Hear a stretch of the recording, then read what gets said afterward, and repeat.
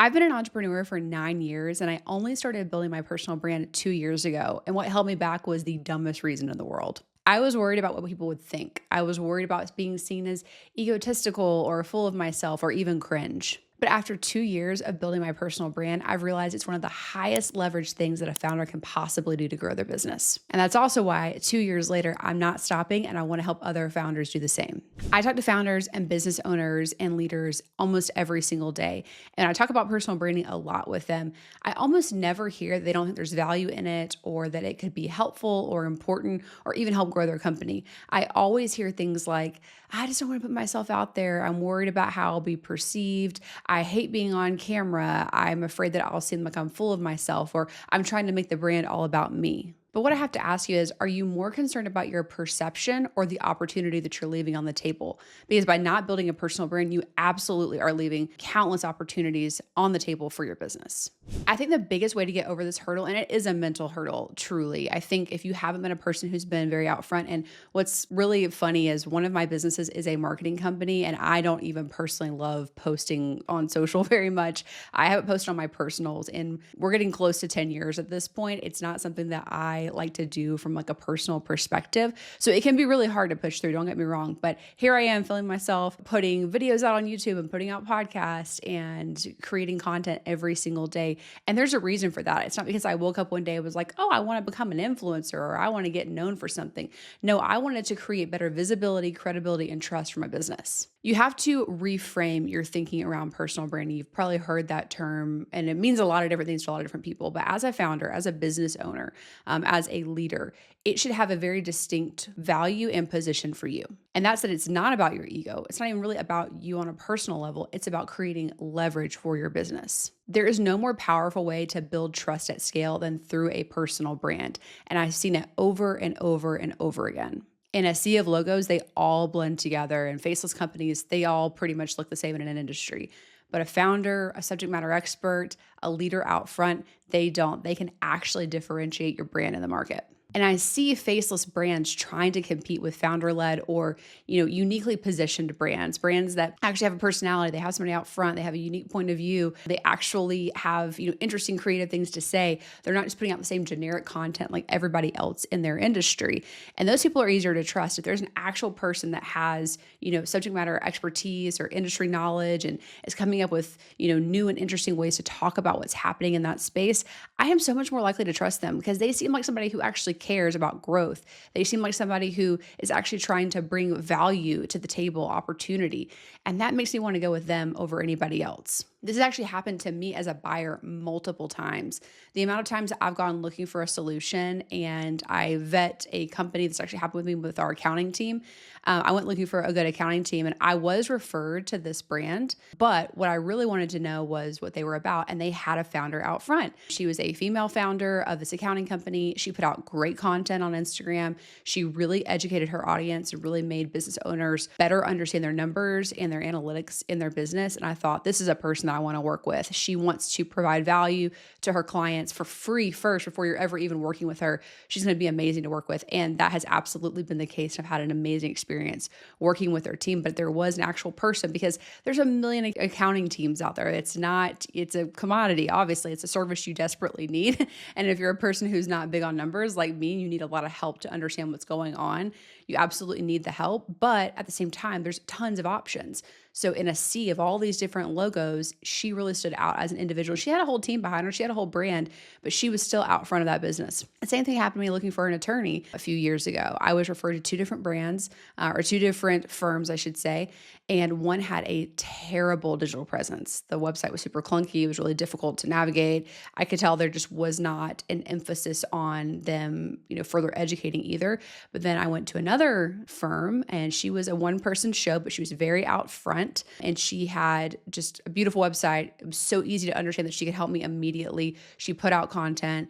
I could tell that she was very much in the business of educating her clients and really providing them a lot of value. And I could just feel that through the digital presence. I ended up obviously talking to her, and I have used her since. I actually just hired her on another project with me for another business entity that I'm buying.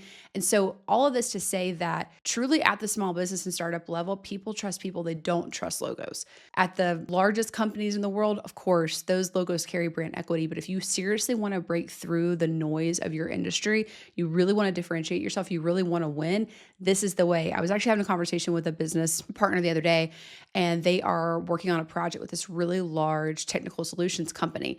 And they've been in business for decades. They have a really big revenue share, and they've been in business a really long time and very successful.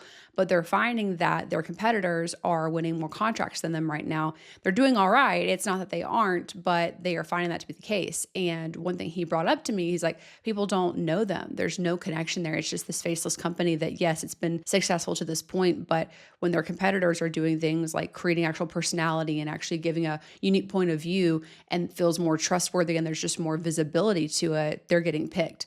Over and over again, we're seeing this. Like, faceless brands just don't work anymore, especially at the small to mid-sized business level. So if you're in that position, it's time to finally get over yourself respectfully and get over the ego piece of it, because honestly, nobody cares. That was something I was so concerned about for so long. Like, oh, people are going to think I'm, weird for posting on LinkedIn all the time, or starting a new Instagram, or starting my YouTube channel, or whatever it was. And you know what? Nobody cares. And it helps people understand my position more, my businesses, what I'm trying to do. And I've had so many incredible results from investing in this and from this work. Like I said, for so long, I knew I should be building a personal brand. I've been an entrepreneur for 9 years. I've had my current marketing company for 7, and I knew that it would also help me in the other ventures I have. I have a big desire to be a multi-venture founder and business owner. I'm actually in the process of my first business acquisition right now. We also have another business sale going on. So I have a lot of different things, and I knew that a personal brand could help bring visibility and credibility to all the different things that I'm trying to do and to position myself this way. And yet that ego piece and that cringe piece and that fear, it kept holding me back. But I had enough of a desire to test this out that I was like, I'm just going to go for it. And after 2 years of building my personal brand every single day, I can tell you with 100% certainty, it is absolutely worth it. And I wish I would have started earlier. I've had so many more opportunities come my way by investing in this, from podcast appearances to webinars to digital talks, and getting direct clients from those opportunities.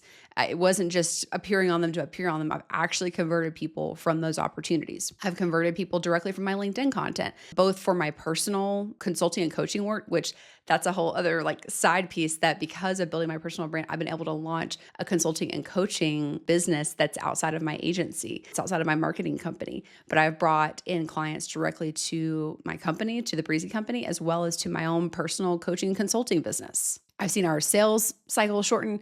And I've even seen too, this is super interesting, is that even clients who've had typically budget issues and have had to pause for a bit, they'll come back pretty quickly and they'll reference my content. This actually happened with a client late last year, had to pause and came back in January and was talking about my content and was ready to restart their work with the Breezy company. So there's just endless opportunities and endless possibilities that a personal brand can bring you, but you're never going to know how much it could affect your business and even you as an individual entity as well if you don't try. In this next phase of my entrepreneurship journey and what I'm trying to build, everything from my consulting and coaching business to the small business that I'm acquiring right now to my marketing company, I truly believe my personal brand will help bring more visibility, attention, and opportunity to all of these things I'm doing. I'm not creating content for content's sake. I'm doing it for leverage and opportunity. And you should do the same. This is about building a portfolio to be able to bring attention to the things that you want to do. It's truly asset building. When you build yourself as an asset, you then can invest in all the other things around you to grow more too. So if you're a founder or business owner still sitting on the sidelines, and deep down, if I was more out front, if I was consistently, giving thought leadership and interesting points of view, it would really help my company. But that cringe feeling or that fear is still holding you back. Just know you're not protecting your reputation. You're just limiting your opportunities. Personal branding is not about making yourself look more important, but about making your business impossible to ignore. Wouldn't you rather be visible and in demand than invisible and comfortable? I know for one that I am so glad that I made that choice and all of the benefits that it's brought me. So, if you want to learn more about how I've built a powerful personal brand that helps grow my companies, as well as how I help other founders do the same thing, I would love to connect with you. You can reach out to me at savannahabney.com. Thanks for watching this video, and I'll see you next time.